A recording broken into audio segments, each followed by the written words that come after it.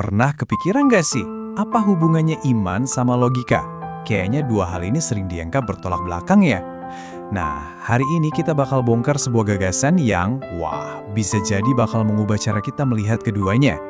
Langsung aja kita mulai. Oke, kita langsung to the point aja ya. Sumber kita tuh ngasih satu kutipan yang jujur provokatif banget. Bunyinya gini, agama tidak cocok untuk orang yang tidak berpikir. Wow, dalam ya. Nah, ini dia dagingnya yang bakal kita kulik bareng-bareng. Dari situ, kita masuk ke bagian pertama, sebuah diagnosis yang provokatif. Sumber kita ini coba ngasih jawaban buat pertanyaan yang mungkin sering kita rasain. Kenapa ya praktik beragama itu kadang-kadang rasanya kok kaku, malah jadi kayak suka ngejudge orang lain, padahal kan harusnya bikin kita lebih semangat, lebih baik gitu kan? Jadi, menurut sumbernya, masalah yang sering kejadian itu gini, ada budaya beragama yang fokusnya tuh lebih ke ngawasin kelakuan orang lain, nyari-nyari salahnya, bukannya fokus buat bikin diri sendiri jadi lebih baik. Aneh ya, ada semacam rasa puas gitu kalau lihat orang lain salah, padahal inti ajarannya kan justru soal kasih sayang. Nah, coba lihat perbandingan ini deh, ini menarik banget. Sumber kita membaginya jadi dua. Ada iman dewasa yang fokusnya itu ke mengapa. Jadi selalu nanya, kenapa sih aturannya begini? Hasilnya jadi lebih punya welas asih, lebih sering ngaca ke diri sendiri. Terus ada lawannya, iman belum dewasa. Ini fokusnya cuma di apa dan bagaimana. Pokoknya ikutin aja aturannya. Nah, yang kayak gini nih yang sering banget ujung-ujungnya jadi suka ngejudge dan ngurusin hidup orang lain. Oke, jadi kalau masalahnya adalah kurang mikir, solusinya apa dong? Nah, menurut sumber kita, solusinya itu justru dengan balik lagi ke pertanyaan mendasar, mengapa? Yuk kita masuk ke bagian kedua, berpikir unsur yang ternyata hilang. Dan ini bukan gagasan baru loh. Sumber kita ngambil kutipan dari Aisyah yang kuat banget.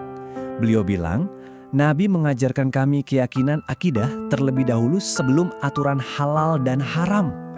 Ini nunjukin kalau paham kenapanya, paham pondasinya itu yang utama. Aturan itu datang setelah kita ngerti dasarnya. Nah, ini nih visualisasi prosesnya. Keren banget. Jadi, langkah pertama, bangun dulu fondasinya. Kita harus paham kenapanya. Ini alasan kita percaya. Baru setelah itu, masuk ke langkah kedua. Aturan-aturannya diperkenalkan. Kalau begini urutannya, semua aturan soal apa dan bagaimana itu jadi punya makna, bukan cuma jadi daftar perintah yang harus kita ikuti secara buta. Dan ternyata dorongan buat berpikir ini bukan cuma sekedar anjuran loh. Sumber kita bilang, di dalam Al-Quran itu ada ratusan ayat ya, ratusan yang secara jelas nyuruh kita buat berpikir, buat pakai logika. Jadi, berpikir kritis itu bukan tambahan, tapi emang bagian inti, bagian dari fondasi imannya. Oke, dari konsep kita pindah ke cerita. Biar lebih kebayang, sumber kita ngasih satu kisah yang kuat banget. Kisah ini bikin ide soal proses itu jadi terasa nyata. Ini adalah cerita tentang penebusan. Jadi ceritanya gini, ada seorang pria yang udah membunuh 100 orang. 100 orang loh, kebayang nggak?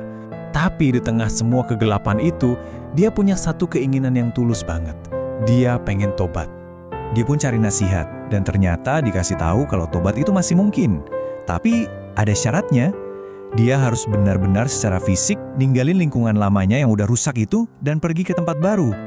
Nah, ini poin pentingnya. Kalau mau berubah, kita harus berani putusin kebiasaan lama dan aktif bergerak ke sesuatu yang baru.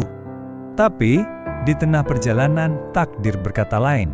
Pria ini meninggal dunia. Dia belum sampai ke tujuannya, tapi dia udah memulai. Posisinya saat meninggal itu cuma selangkah lebih dekat ke tempat tujuannya dibanding ke tempat asalnya. Pertanyaannya, gimana nasib dia? Diterima nggak tobatnya? Dan disinilah jawabannya yang luar biasa. Dia ternyata dihakimi bukan dari hasil akhirnya, tapi dari prosesnya. Niatnya dan perjalanannya itulah yang paling penting. Ini kan gambaran yang kuat banget ya kalau usaha kita, arah kita mau kemana, itu seringkali jauh lebih berarti daripada sekedar sampai atau tidak sampai di tujuan. Kisah tadi kan nunjukin pentingnya lingkungan buat satu orang. Nah sekarang coba kita tarik lebih luas lagi. Gimana dengan sistem yang ada di sekitar kita semua? Seberapa besar sih pengaruh lingkungan terhadap cara kita bertindak? Sumber kita melempar satu pertanyaan yang kritis banget nih.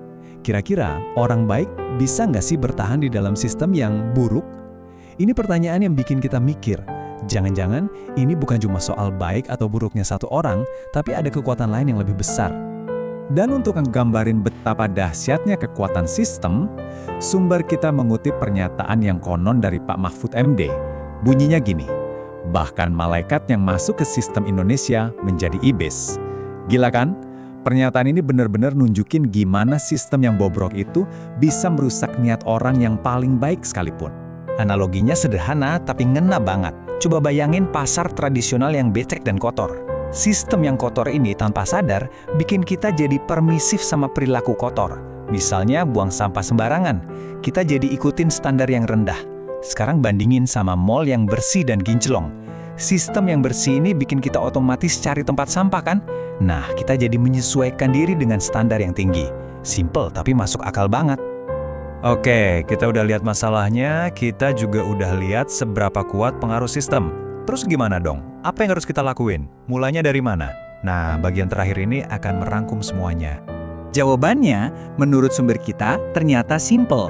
Sebelum kita sibuk mau benerin sistem yang besar di luar sana, kita harus mulai dari yang paling dekat, dari diri kita sendiri. Fokusnya kita balikin lagi dari yang gede banget ke kekuatan yang kita punya sebagai individu. Jadi, apa aja langkah-langkahnya? Pertama, yuk tingkatkan level berpikir kita. Kedua, pakai iman itu buat memperbaiki diri sendiri, bukan buat ngejudge orang lain. Ketiga, fokus ke dampak positif apa yang bisa kita kasih ke sekitar.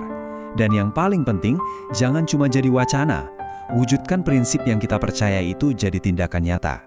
Ingat, perubahan besar itu selalu dimulainya dari kita sendiri. Sebagai penutup, saya mau tinggalin satu pertanyaan pamungkas dari sumber kita, buat jadi bahan renungan kita semua. Coba tanya ke diri kita masing-masing, selama ini iman yang kita punya itu jadi alat untuk memperbaiki diri, atau malah jadi senjata untuk menyerang orang lain? Pertanyaan yang dalam banget ya. Sampai jumpa di lain waktu.